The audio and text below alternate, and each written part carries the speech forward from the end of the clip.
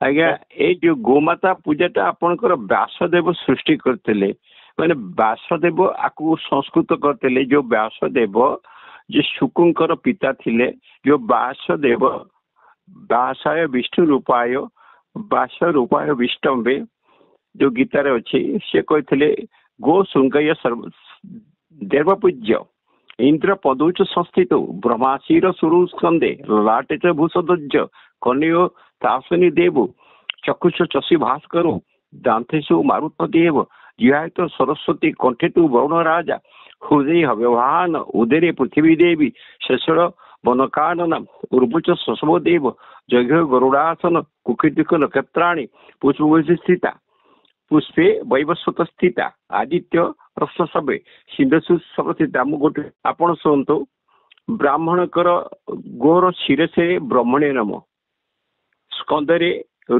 ରୁଦ୍ରା ରହିଲେ ରୁଦ୍ର ଏଠି ବ୍ରହ୍ମଣେ ରହିଲେ ଶିରରେ ବ୍ରହ୍ମଣେ ସେଠୁ ସ୍କନ୍ଦରେ ରୁଦ୍ର ରହିଲେ ମସ୍ତକରେ ନନ୍ଦିକେଶ୍ୱର ରହିଲେ ଲଲାଟରେ ନବଗ୍ରହ ରହିଲେ ଶୃଙ୍ଗ ଯୋଉ ଶୃଙ୍ଗ ତାର ଅଛି ତାର ଅଗ୍ରଭାଗରେ ମେରୁବନ୍ଧ ରାୟ ରହିଲେ ଯୋଉ ଶୃଙ୍ଗ ମଧ୍ୟ ଭାଗରେ ବ୍ରହ୍ମଣେ ରହିଲେ ଶୃଙ୍ଗ ମୂଳରେ ଗରୁଡ଼ ରହିଲେ ଗରୁଡ଼ ଧ୍ୱଜା କନରେ ଅଶ୍ୱିନୀ କୁମାର ରହିଲେ ନେତ୍ରରେ ଶଶୀ ଭାସ୍କର ଭ୍ୟା ରହିଲେ ମାନେ ଚନ୍ଦ୍ର ଆଉ ସୂର୍ଯ୍ୟ ଖୁର ମଧ୍ୟ ଗନ୍ଧର୍ବାୟ ରହିଲେ ଖୁର ଅଗ୍ରରେ ପନଗାୟ ରହିଲେ ଲୋମ କୁପେଶ ପ୍ରତ୍ୟେକ ଲୋମକୂପରେ ଋଷି ମୁନି ମାନେ ରହିଲେ ବୁଝିଲେ ଆଜ୍ଞା ଆଜ୍ଞା ଜିହାଗ୍ରେ ସରସ୍ୱତୀ ରହିଲେ ଗୋମାତାଙ୍କ ପୁଛରେ କାଳିକା ରହିଲେ ଜଙ୍ଘରେ ବାୟୁଦେବ ରହିଲେ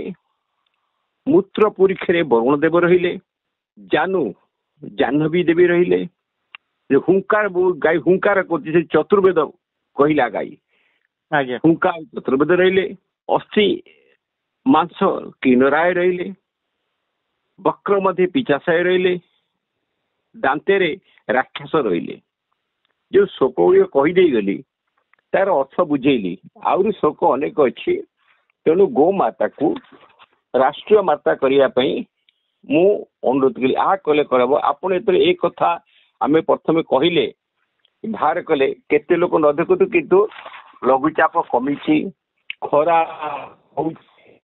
ମାନେ କେତେ ଶାନ୍ତ ଲାଗୁଛି ଦକ୍ଷିଣା ପବନ ବହୁଛି ଯିଏ ଆକୁ ଅନୁଭବ କରିବ ଯେ ରାଷ୍ଟ୍ରୀୟ ମାତା ଯଦି କଥା ଶୁଣୁ ଶୁଣୁ ଏତେ କଥା ହଉଛି ଆଗେ କଣ ନହବ ତେଣୁ ଗୋମାତା ପାଇଁ ଆମେ ସମସ୍ତେ କହିବା କହିଛି ଆପଣଙ୍କର ତା ଦେହରେ ଗୋମାତାର ପୁରୁଷ ବସତ ଲକ୍ଷ୍ମୀ ପବିତ୍ର କଣ ଆୟଚ ତଦ୍ଦଶଗତାନି ପନଗେ ଭୁବନାନି ଚ ଶୃଙ୍ଖୟ ତ୍ରୟ ମଧ୍ୟ ଦୁର୍ଗା ବସତି ନିତ୍ୟ ନାସିକାଗ୍ରେ ଶ୍ରୀଦେବୀ ରନ୍ଧ୍ରେ ବସତି ଭାବିନି ଚତ୍ତରା ସାଗରା ପୂର୍ଣ୍ଣା ପୟଧରା ଚତୁଷ୍ଟେ ଖୁର ମଧ୍ୟସୁ ଗନ୍ଧର୍ବା ଖୁରା ଗେତୁ ପନ୍ନଗା ଖୁରଣା ପଶ୍ଚିମାଗ୍ର ସଦସ୍ୟନା ଗଣସୁତା ପିତର ଲାଙ୍ଗୁଡେ ତଦବଦଂ ସଂସ୍ଥା ମୁକ୍ତୁ ମେଚ ମଧ୍ୟ ପ୍ରଜାପତି ହୁଙ୍କାର ଚତୁର୍ବେଦ ସବେ ଶିବେ ପ୍ରଜାପତି ବାମେ ତାଙ୍କର ବାମରେ ରହିଲେ ନାରାୟଣ ଆଉ ସର୍ବାଗସୁ ଜୀବକଷ ରହିଲେ ଗାତୁ ଦୁଷ୍ପା ସୃଷ୍ଟା କୁ ତଥୈବ ପଦକ୍ଷିଣ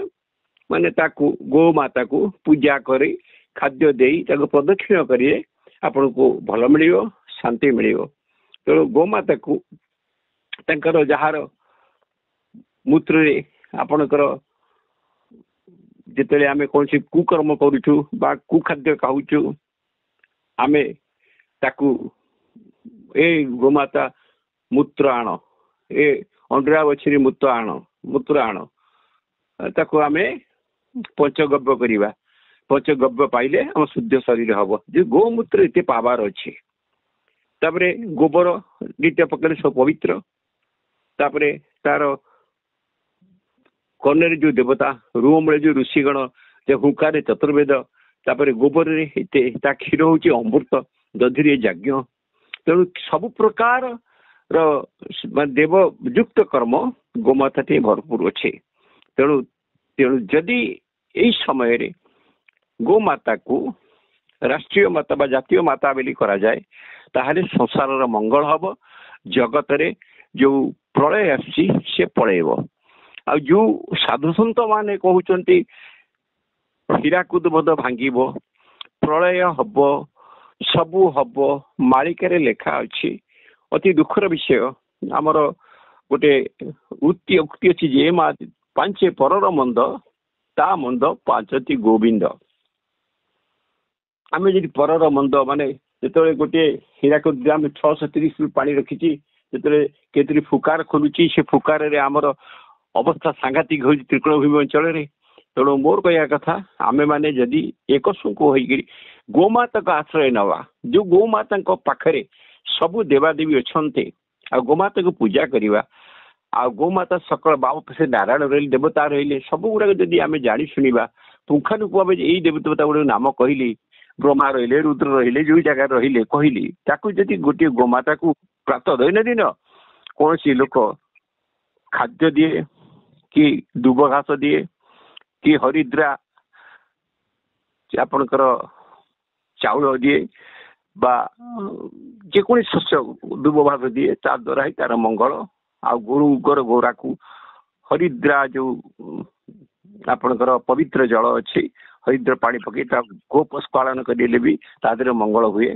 ତେଣୁ ଗୋମାତା ଗୋଟିଏ ହଉଛି ଅତି ଦେଖିବା ପାଇଁ ଯୋଉ ସୂର୍ଯ୍ୟତନ୍ତ୍ର ଦେବତା, ଗୋମାତା ହଉଛି ସବୁ ଦେବତାରେ ପରିପୂର୍ଣ୍ଣ। ତେଣୁ ଗୋମାତାକୁ ନମୋ ନମଃ, ନମୋ ବ୍ରାହ୍ମଣ ଦେବାୟ ଗୋ ବ୍ରାହ୍ମଣ ହେଇଯାଇଛ, ନମୋ ବ୍ରାହ୍ମଣ ଦେବାୟ ଗୋ ବ୍ରାହ୍ମଣ ହେଇଯାଇଛ। ଗୁରୁ କୁହ ବା ଗୋମାତା କୁହ, ଯାହା କୁହ, ଜଗଦୀତାୟ କୃଷ୍ଣାୟ ଗୋବିନ୍ଦାୟ ନମ ନମ। ଏଟା ଆମେ କହିଲୁ, ଶାସ୍ତ୍ର ଉକ୍ତି ଅଛି। ତେଣୁ ଆମେ ତାକୁ ସମାଧାନ କରି ସେଇ ଜିନିଷଟାକୁ ଦେଖିବା, ସମାଲୋଚନା କରିବା। ତେଣୁ ଗୋମାତାକୁ ରାଷ୍ଟ୍ରମାତା କରିବା ପାଇଁ ଆମର ଅନୁରୋଧ। ଏଇ ଶିବ ସମ୍ବତ୍ସର ଭିତରେ ଗୋମାତା ତାତ୍ପର୍ଯ୍ୟ ତ ସବୁ ଯୁଗେ ଯୁଗେ ରହିଛି। ତ୍ରେତୟା ଯୁଗରେ ଥିଲା, ସତ୍ୟ ଯୁଗରେ ଥିଲା, ଦ୍ୱାପର ଯୁଗରେ ଥିଲା, ଏଇ କଳି ଯୁଗରେ ମଧ୍ୟ ଅଛି। କଳି ଯୁଗ ତ ଏକରେ ନାହିଁ, ଆଉ କଳି ଯୁଗ କେବେଠୁ ଗଲାଣି। ଲୋକ କହୁଛି ଅନନ୍ତ ଯୁଗ ଆସିବ, ସେ ସତ୍ୟ ଯୁଗ ଆସିବ। ଆଜ୍ଞା, ପ୍ରତ୍ୟେକ ଜୀବ ସତ୍ୟ କହୁଛନ୍ତି, ପ୍ରତ୍ୟେକ ଜୀବ ମିଛକୁ ଡରୁଛନ୍ତି। ଆଉ ଯେଉଁମାନେ କିଞ୍ଚିତ ମିଛ କହୁଛନ୍ତି, ତାଙ୍କର ବହୁତ ଜାଗାରେ ସେ ଜୀବନ ହରେଇ ବସୁଛନ୍ତି, ଯୋଉ ଜାଗାରେ ସେ ଭାବିନଥିବେ ମୁଁ ଜୀବନ ଯିବ ବୋଲିକିରି, କିନ୍ତୁ ସେଠି ସେ ଯାଉଛନ୍ତି, ନଷ୍ଟ ହେଇଯାଉଛନ୍ତି। କାହିଁକିନା ପ୍ରଭୁ ସବୁ ଦେଖୁଛନ୍ତି, ସେ ଅନ୍ୟାୟ ବାଲାକୁ ଯଥାଶୀଘ୍ର ଦଣ୍ଡ ଦଉଛନ୍ତି। ଏଇଟା ହଉଛି ମାନେ ଆମର ଶାସ୍ତ୍ର ଆଉ ବିବେକର ବିବେଚନା। ତେଣୁ ଏହାକୁ ଆମ ରାମଚନ୍ଦ୍ର ବିବେକ ହିଁ ନା ପଶୁ ସମାନ। ତେଣୁ ଯାହାର ବିବେକ ନାହିଁ ସେ ପଶୁ ସାଙ୍ଗରେ ସମାନ ବୋଲି ରାମଚନ୍ଦ୍ର ମାଂସରେ କହିଛି। ତେଣୁ ମୁଁ ଏତିକି କହିବି ଯେ ଯୋଉ ଭକ୍ତ ବା ଜ୍ଞାନୀ ବା ମାନେ ଆପଣଙ୍କର ରାଜଭାରରେ ଅଛନ୍ତି, ରାଜ୍ୟ ଚଳୁଛନ୍ତି, ସେ ଗୋମାତାକୁ ରାଷ୍ଟ୍ରୀୟ ମାତା କରନ୍ତୁ।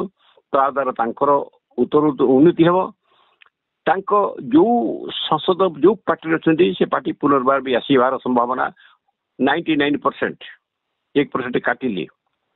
ତେଣୁ ଗୋମାତାକୁ ରାଷ୍ଟ୍ରୀୟ ମାତା କରିବା ପାଇଁ ମୁଁ କହୁଛି, ଜୟ ହିନ୍ଦ, ଜୟ ଭାରତ ମାତା, ଜୟ ଗୋମାତା। ଗଙ୍ଗେ ହର, ନର୍ମଦେ ହର, ଜଟାସାଗର ପାର୍ବତୀ ପତେ ହର ହର ମହାଦେବ।